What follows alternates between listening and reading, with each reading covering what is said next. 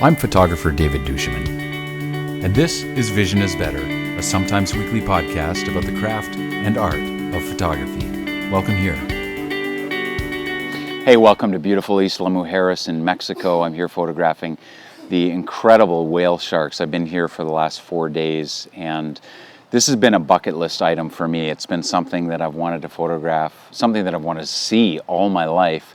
And these are, if you don't know, the whale shark is the largest shark in the world. It's the largest fish in the ocean. It's incredible, it's graceful, it's beautiful, it's gigantic. And I wanted to photograph this. And this is one of these things that people say, you know, man, they're so beautiful, you can't help but take a bad photograph. And I wish that were true. The fact is, I've taken some really bad photographs over the last 4 days of these whale sharks. Beautiful, beautiful creatures. And yet the photographs I've made have some of them have been terrible. I have hard drives full of bad photographs. And if it weren't just the whale sharks, I have photographs from all over the world on 7 continents of beautiful subjects that people say, man, you can't take a bad photograph here. And I'm here to tell you, I have hard drives full of photographs to attest to the fact that you can, in fact, take bad photographs of beautiful subjects. And I guess the question is, how do you avoid doing that? And, you know, the first thing you need to be aware of, the first thing I need to be aware of is you can't be seduced by your subject. You cannot be so taken by the fact that this beautiful, large, graceful animal is beautiful, large, and graceful, and that will automatically translate to your photographs, because it won't. The fact is, it's very easy to make bad photographs of very beautiful things. So what makes a beautiful photograph? Well, it's not just the subject. It's very easy to get seduced by the subject. It's very easy to see it and go, oh my God, it's so beautiful if I just point it and press the button.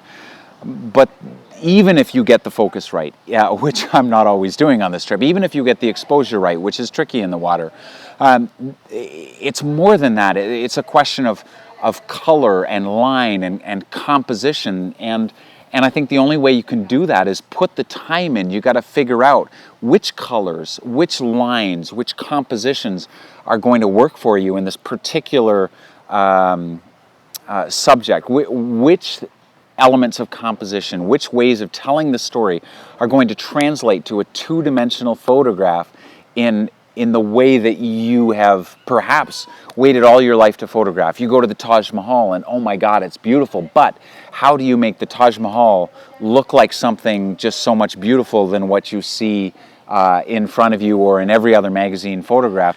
Because the minute you press the shutter button, things flatten, and what you see in real life is not the way that you experience a photograph.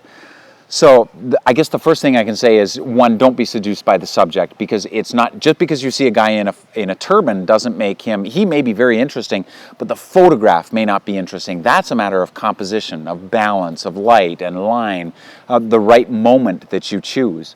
You may go to an incredible place. You may go to the Taj Mahal and photograph it in the worst possible light. How do you make a great photograph, something iconic? Well, that again is a question of light and line and moment. How do you translate that into a photograph? Well, it's just those things, light and line and moment, and spending your time. So that's, I guess, the second thing is you take your time.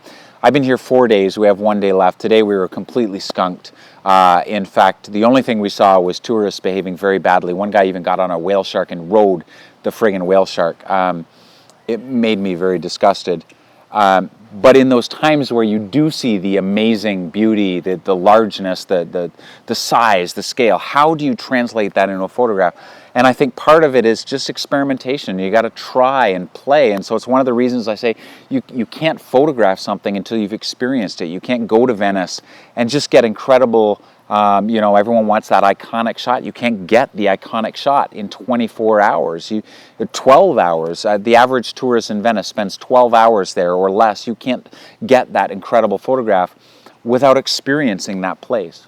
So you've got to put the time in. It's not an option. And I guess part of the reason I'm telling you this is because I've been doing this 30 years now, and if I show up at a location and fill my hard drives with absolute garbage, and it takes me 4 days to get a couple photographs that I think, you know what, these are getting close. These are are something I'm proud of, but maybe only a couple, not 12 like I'd hoped for, not 24. I don't have a hard drive full of incredible photographs. I have a lot of garbage.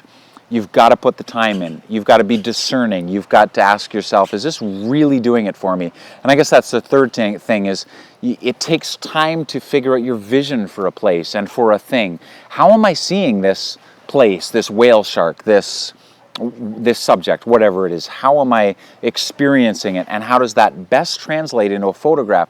These are things that are difficult, and I don't think there's any photographer out there that's been doing this for years, and people that you know and love, that you look at their work and they would say, yes, I got that on my first shot. It's so rare. So I guess the thing that I'm saying is, one, don't be seduced by your subject. And don't be seduced by the fact that, oh man, it took me a long time to get here, or it was really hard work. I've spent 4 days on a boat and maybe only come up with a couple great photographs, and I'm sunburned and I'm exhausted. That doesn't mean the photographs should turn out. If they don't work, they don't work. So you've got to be willing to let them go. So don't be seduced by the subject. Don't be seduced by how long it took. Don't be seduced by how long it took in post-production. You could be polishing your turds for 24 hours straight in Lightroom or Photoshop. It doesn't mean it's a great photograph. What makes a great photograph is something you resonate with, something that others will resonate with, something that expresses in the fullest possible way your vision for the thing. So I guess those are the things that I would encourage you about on something like this. You've got to take your time. It's the reason why photographers, again, that you know and love, are going to places and spending time. They're not going to Iceland for a day and then France for a day, and then they're going to Prague or Budapest and then to Australia all for one day. They're spending time, and maybe over years they're going back and building on that body of work. It takes time. So I'm not saying this is a criticism. I'm not even saying it to push you to try harder. I guess what I'm saying is, if you're feeling like you're discouraged because you've been to a place of incredible beauty and it has taken more than 24 hours, well, join the club. It takes us all 24 hours, 24 days. In some cases, it takes months for people to get the photographs that truly express a place. The longer you spend, the less able you are to, or the less willing you are to be seduced by the subject, and think of things in terms of how does this photograph, how did the light, the lines, the moment, how do they translate into 2 dimensions and give me a photograph, or better yet, a series of photographs that best expresses this thing? If you can get to that point and get over the discouragement and feel the freedom to be creative, to be playful. I've done multiple exposures. I've done slow motion stuff, long shutter stuff, playing to see if any of those, I don't know automatically. I have to see it. And it may be the case with you as well. So don't be afraid to experiment and take your time. If you have a wedding, take as long as you possibly can to photograph that wedding.